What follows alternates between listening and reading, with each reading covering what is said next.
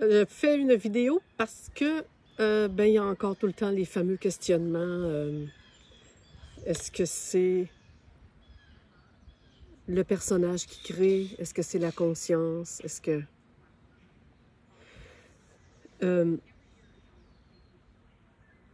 le personnage est une modulation de la conscience. Pas l'inverse. Pas l'inverse. C'est-à-dire que pour créer,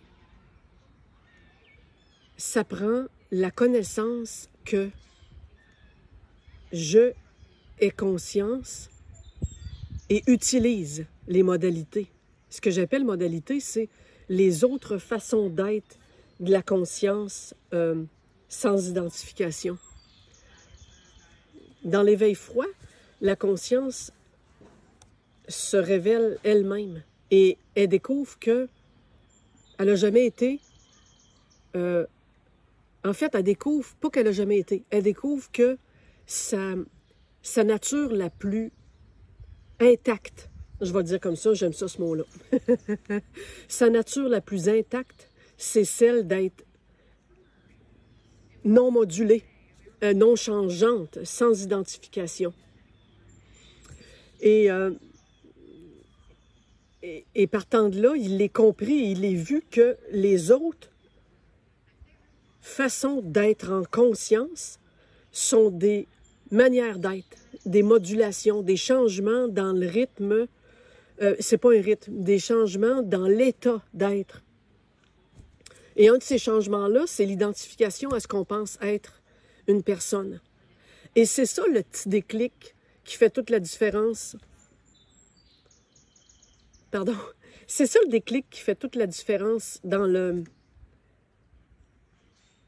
fait de la connaissance de ce que je suis, la véritable nature de la conscience, et qui fait qu'après, il est vu que les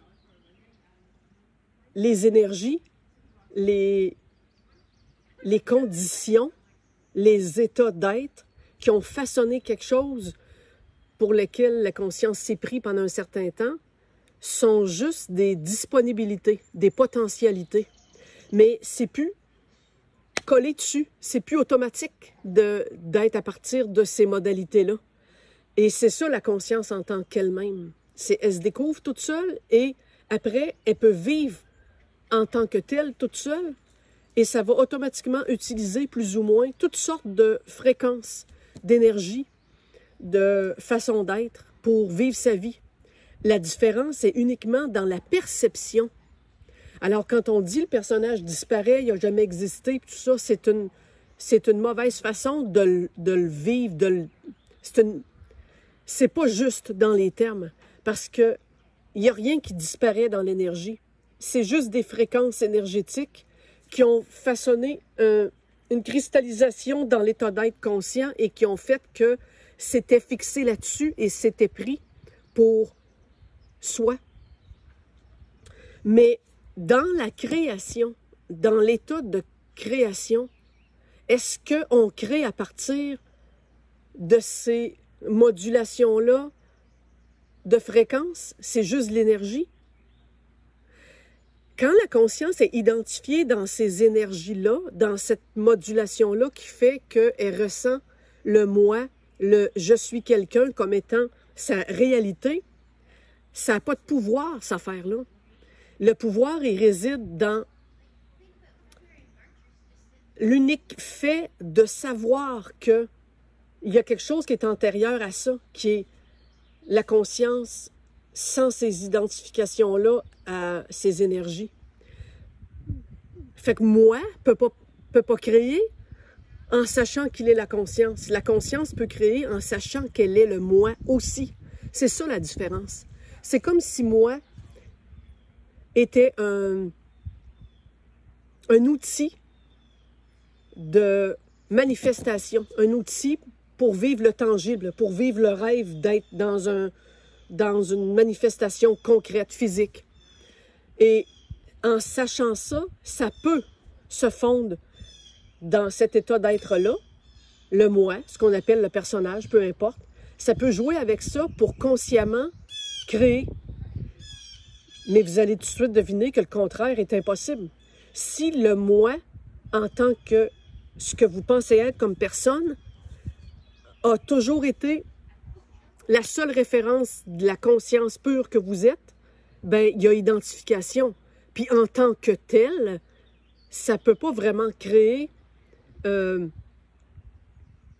et voir se manifester quelque chose. Il faut automatiquement, puis je dis ça, probablement que comme tout se peut, il y a des synchronicités, des aléas, des mystères, des surprises, des trucs qui font que n'importe qui, monsieur, madame, tout le monde, on a toujours entendu quelqu'un facilement autour de nous autres dire « Ah, il est arrivé telle synchronicité, je demandais ça, c'est arrivé. » Et ça peut arriver à des consciences qui sont totalement identifiées au personnage. Mais on ne parle pas du même état de création. On parle de quelque chose qui imprègne l'essence de la conscience pure, imprègne toutes les modalités jusqu'à aller au niveau le plus bas, c'est-à-dire la conscience vraiment solidement identifiée, et ça va toujours un petit peu passer à travers. Mais quand on parle de la grande connaissance d'être en création, et que là, ça peut vraiment soulever des montagnes, ça peut faire des miracles, comme Jésus faisait, ça peut... Ben ça...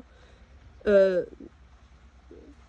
sais, Jésus utilisait le personnage Jésus, il utilisait le corps, l'esprit, la mentalité, les gens de l'époque, quand il a dit à César, réveille-toi, Lazare, lève-toi, ou quoi que ce soit, il fallait qu'il admette temporairement, accepte et se rende dans une espèce d'évidence que l'état que lui était en train de vivre était apparemment différent de la sienne. S'il ne l'avait pas accepté, il n'aurait pas pu le guérir.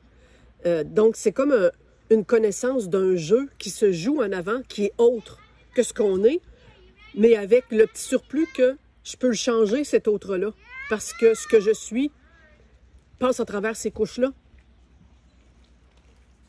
Alors, qu'est-ce qui crée? C'est toujours la conscience. Et ça peut expliquer pourquoi des fois ça ne marche pas.